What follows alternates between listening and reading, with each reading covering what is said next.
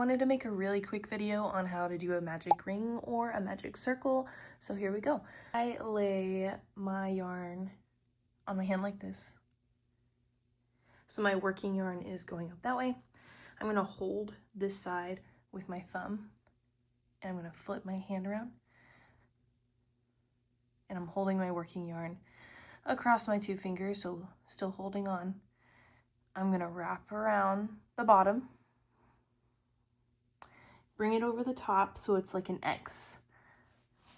So I'm still holding with my thumb onto that first part of the string, the yarn, and there's my X.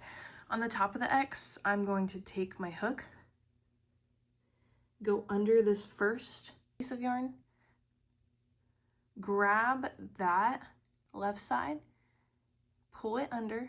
I'm going to flip my hook like this. I'm going to grab this working yarn right here and pull it through. Now I'm going to take the working yarn side and tighten it,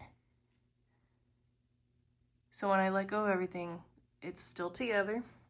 Here's my working yarn. Here's the end of my yarn. I'm going to untangle it a little bit. And here's my magic ring, magic circle. Basically what this is, it's a circle I can adjust based off of my project. So I can take the non-working yarn, I don't know what this end is called, and tighten it if needed. And when people say work into a magic circle, this is what they mean. You're going to hold it kind of like this, or whatever's comfortable. So I'm holding the magic circle with my thumb and pointer finger, and then my working yarn is between my middle finger and my pointer finger. So basically you can just like single crochet into your magic circle. Okay, the benefit of the magic circle is now I can take my non-working yarn in, so the end of my yarn, and pull it and tighten it. And now it's a circle. So this is really good for projects where you're making stuffies and like you need a circular start versus just chaining and working off the chain. That would be more rectangular or more square. Again, really quick, my yarn is in my hand like this. I'm holding the yarn to my pointer finger with my thumb. I'm going to wrap the yarn around the front of my two fingers right here. Go like this. Make an X. With my hook, I'm going hook side down.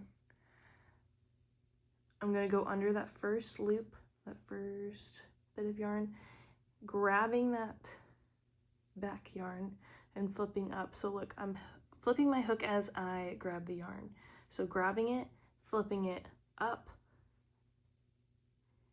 and then I'm going to grab my working yarn and pull it through that loop.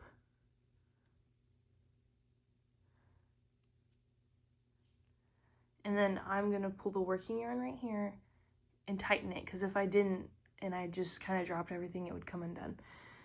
Okay, so this is my working yarn. I'm going to take the end of my yarn out of there.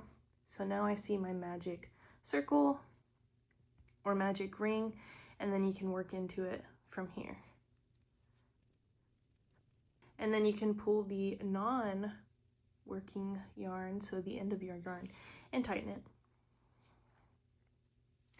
So when it says like 6 single crochets in a magic ring or magic circle, that's what I did.